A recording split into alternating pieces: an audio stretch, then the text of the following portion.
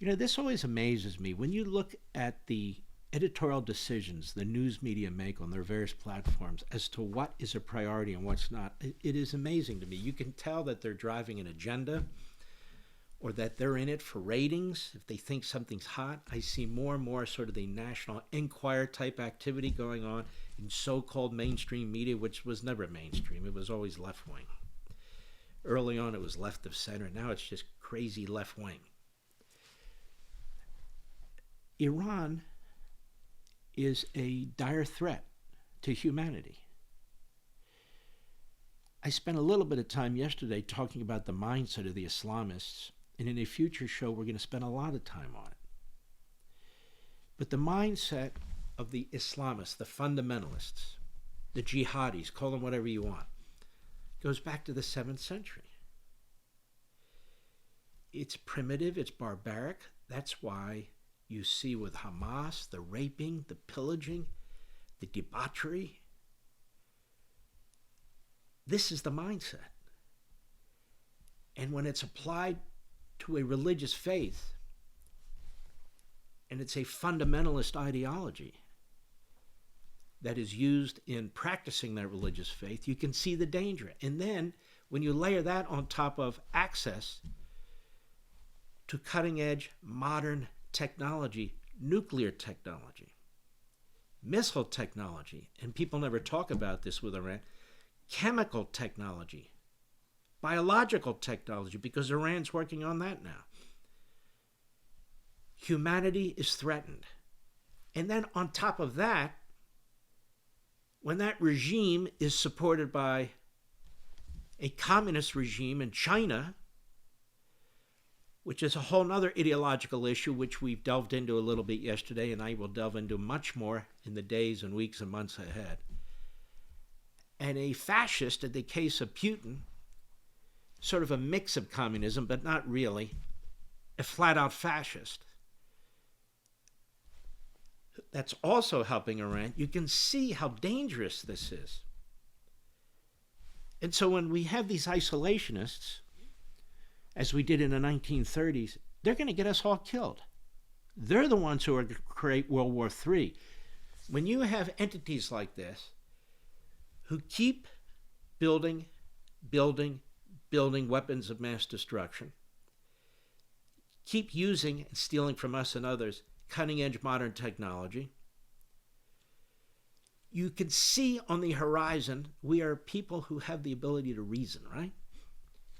How Communist China is building up its military. Its navy is now larger than ours. Clearly, its ground forces are much larger than ours. Its technology is catching up with us because they've stolen most of it from us. They're building nuclear subs. They're building aircraft carriers. They're building missile systems. 30 years ago, they didn't have a nuclear weapon. Now they have thousands of them, and they're going to have more than us in about 7 or 8 years. They're working with the Iranians, who are desperately trying to get missiles that can reach us with nuclear warheads. Why? To threaten us? No. To kill us. Remember, I said it's 7th century. And I want to underscore the point. If a regime is willing to kill 50,000 of its own people in 72 hours or so, still slaughtering them as I speak to you right now, it's just not prioritized by the media. They're busy with other things right now, like AOC or Newscom or things like that.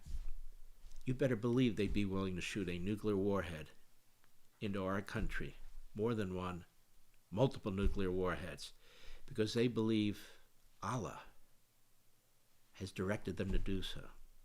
That is, you must destroy all that comes between you and God, between your faith, Islamic ideology, and God. You can't have the Jews, the Christians, the Hindus, the Buddhists, the atheists, the agnostic. You can't even have Muslims who don't buy into your terrorist ideology. They got to go. Talk about Islamophobia. I mean, the people practicing Islamophobia are Islamists. But that aside. So we have people in this country who either ignore all this or they look at it and they decide, we're the problem? We're going to trigger World War III by responding to this? By trying to keep this in a box? By trying to eliminate this danger before it becomes really so big we can't eliminate it? People who have us pass this on to our children and grandchildren, future generations, should they exist? And we're supposed to act like it's no big deal and forever wars and remind everybody of Vietnam and Korea and Afghanistan. This is lunacy. And here's the thing about that. We had a group that stole this nomenclature, America First, in the 1930s. You've heard about this. You've heard me talk about it. They were strict isolationists. There's Hitler. He's on the rise. He's made alliances with Imperial Japan and fascistic Italy. And they are attacking, and they are spreading through Europe, through Southeast Asia, and other places. They're literally expanding. They're even attacking Britain now, in the case of Germany, Nazi Germany. And we have these forces in the United States, which numbered in the hundreds of thousands, by the way, almost 1 million people, who said, America first, unless we are attacked, unless our continent is attacked, we're not getting involved. Now, Franklin Roosevelt, who I don't like, but to his credit, was trying to figure out a way, how do I get us to participate in the defense of Britain? But Congress won't go along. The American people oppose it. He had this lease plan he set up. Basically, we were giving Britain some ammunition, some weaponry, some support, not enough clearly, but he characterized it as lending and leasing, not giving and supporting the war effort. And so what happened? Imperial Japan, Tojo, they saw America as weak. Germany saw America as weak. Italy saw America as weak. We were not even prepared. We hadn't built up our military because we had this isolationist point of view. So we weren't prepared even if we were attacked. And we were attacked at Pearl Harbor, December 7th, 1941. And you know what? If our aircraft carriers had been there, the entire West Coast would have been open to the Japanese Navy to attack. It's by luck that those carriers weren't there. And the Japanese, despite all the damage that was done at Pearl Harbor, to all those ships, the destroyers and so forth, they said the carriers weren't there. We didn't get the carriers. And that's when Yamamoto famously said, it was recorded, when all the other admirals are cheering and the rest of them, look what we've done. We defeated the United States Navy, he said. I fear we've awakened a sleeping tiger. You see, Yamamoto went to school in the United States, and he knew that this blow in Pearl Harbor had to be a death blow, and it wasn't. I fear we've awakened a sleeping tiger. Some said he said sleeping giant, but you get the point. I give this context because my fear with the isolationist wing, it's not even a wing, it's just, the cabal, gaggle, is that they persuade some people as influencers, at least their listeners and their followers, that those who see reality and use their brains to reason through what's taking place and say, when the 7th century throwback regime is slaughtering its own people, has killed about 1,000 Americans, has funded attacks on Americans all over the world, seeks to assassinate our president, tells us what they want to do to our country, we might want to pay attention to that. Because if they do get nuclear warheads, or they do get 10,000 ballistic missiles, or they do attack and defeat our ally Israel, I don't think they'll ever defeat them, but attack them, and then attack other allies and so forth and so on, which they do not necessarily militarily, but they do through terrorism and coup plots and so forth, and continue to fund the Muslim Brotherhood and Hamas and Hezbollah and all the other alphabet soup of terrorist organizations, Islamist organizations, how can you put your head in the sand when this is going on? You can't. Donald Trump is not an interventionist. He hates war, but he's a reasonable man. He's a rational person, and he loves our country. That's why he makes the decisions he makes, and that's why he'll make the right decision on this. And I believe that's why we're building our military level to such a significant level. And I want to get into this with you. There's also the moral imperative.